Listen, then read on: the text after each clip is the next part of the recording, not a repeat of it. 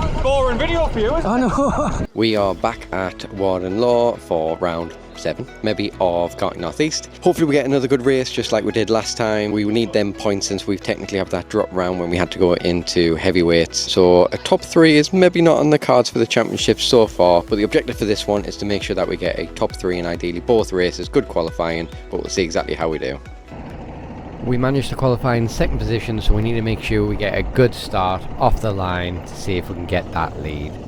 So as we can see from the sidelines from cameraman Kev, or indeed Jamie's dad, we managed to get a nice little getaway and we managed to stick the lead. And coming around the first corner, we can see we have a little bit of a gap to the karts behind, so we don't need to defend going round dogleg. With us qualifying down in 2nd position, we knew we weren't the fastest. However, it is critical that we do stay in the lead, keep an eye on the karts behind in order to keep them there. As we can see from the sidelines, there's definitely not much space left, so we got to make sure we defend these first couple of corners.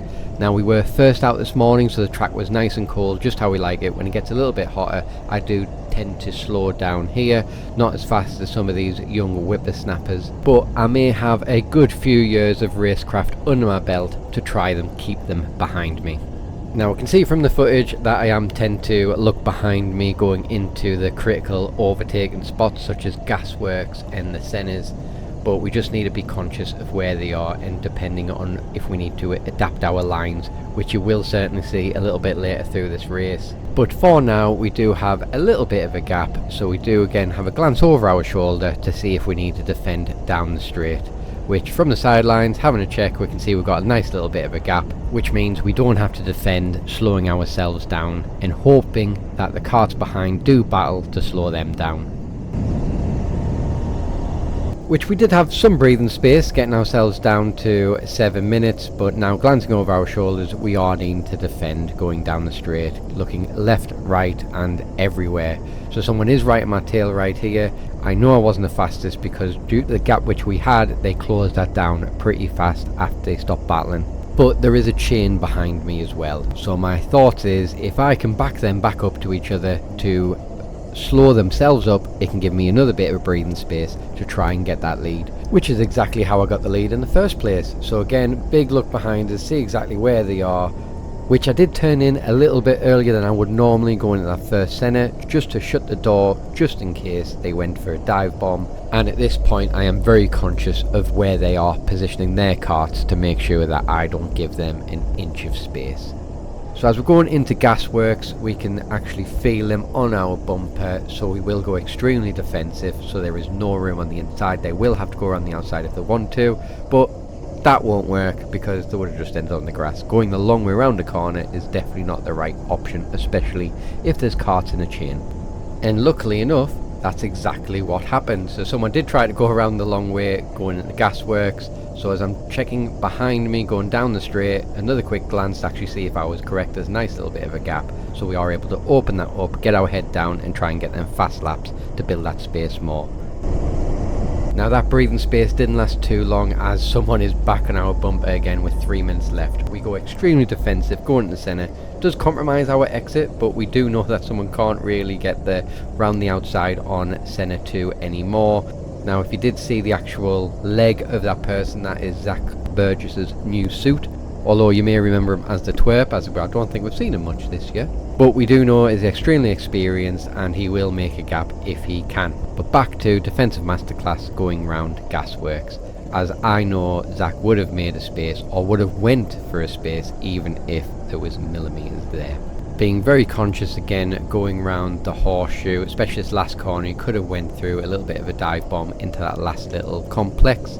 However, I did make sure that we didn't quite open up the straight as much as I wanted to. But looking behind, we can see there is a little bit of a gap. What you can't see though is somebody has managed to go around the outside of Zach going into T1, which is Andrew Penfold, who has had a couple of race breaks and is back and is right on his top spot of making the podium for this race. Now I'll try not to leave too much of the boring stuff in. We are pretty much on the last lap. We can see that I am still defending for my life, making sure that they do not overtake, because I know I don't really have the pace in this race to get that move back on them. So if they stay behind me, they can battle between themselves and hopefully give me that breathing space again.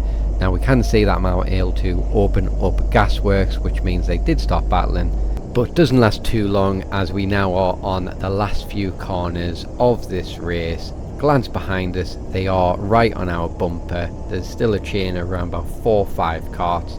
We are able to open up gasworks a little bit, so we get a little bit of a better drive out, but again making sure we are aware of their track positions at all points. Going around Horseshoe, again conscious that we don't want to make that dive bomb on that last complex, so we do keep it that little bit of a tight. Don't open the corner up too much. We can see as I get onto the straight I can relax a little bit, but then I do see the bumper of Zach come through, fist pump at the end, and that was extremely hard for me, but maybe a little bit boring race for you. Now that was some defensive masterclass. I have no idea how I managed to keep everybody behind us where I did, but we managed to keep it in place. Very boring views, just seeing my head getting whiplash trying to look from left, right and everywhere, but we managed to back up the pack into everybody else to give us that little bit of a breather space. But I managed to come home with P1. I'm much better in the cold, and just as I'm saying that, I'm feeling some wet drops on my on my face and on my hand. Or hopefully I get another lighter flag victory, but anything can happen in the wet, that is for sure. Race 2, and we are starting in P1 for this one. Now you may see a couple of droplets on my visor, however it isn't much to make a difference in this race. Quick sideline check from how we do off our getaway. We do get a nice one, able to open up the first corner a little bit, but we don't have much of a gap compared to race 1. Everyone's managed to fall in line, no drama in this one, no one's getting taken off. However, it does concertina effect when we do get to the dogleg. Now these cars have been shuffled up from the race beforehand, so we're not sure exactly how good this car is just yet. We can see from the sidelines that there isn't much space between the top 5, so we've got to be conscious of where they are, making sure that they don't make a overtake, because we know our defense is pretty good today.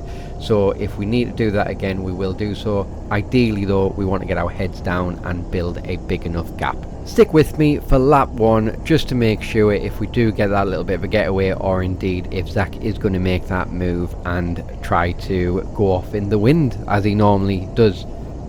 However, we have managed to stick for P1 for the entirety of lap 1, which is a good achievement so far.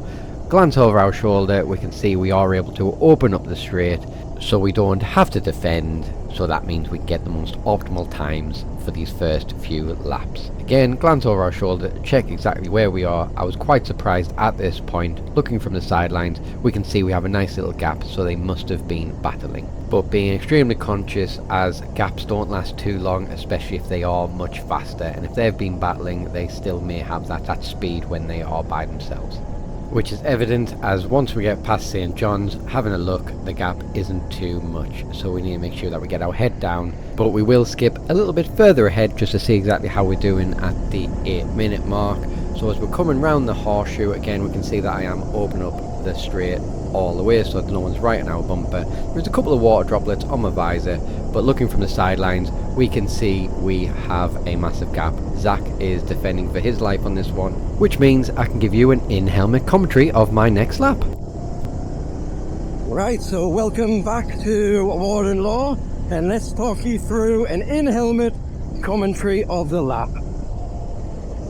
So it is a little bit cold, not a hot summer's day on this one. You might see some trickles on the visor, but let's go for lap 1. So first corner is flat out. You want to make sure you get a nice wide entrance into it, go to the white line, and then cut across to Brian's Bend. Dogleg, we've got the first entrance, which is pretty much flat out. You want a little dab of the brake just to get the rotation into Dogleg, second bit.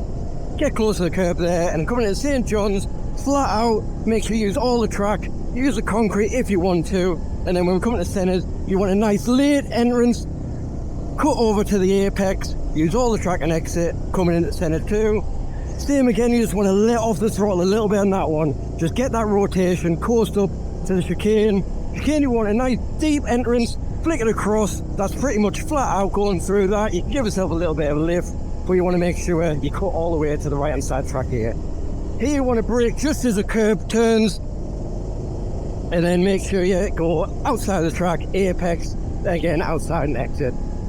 horseshoe, we're cutting the inside because we want to make sure we get the last corner right. We want to cut nice left hand side before we come onto the straight, let off the throttle a little bit for that rotation, and then that is a lap of Warden Law in their rentals.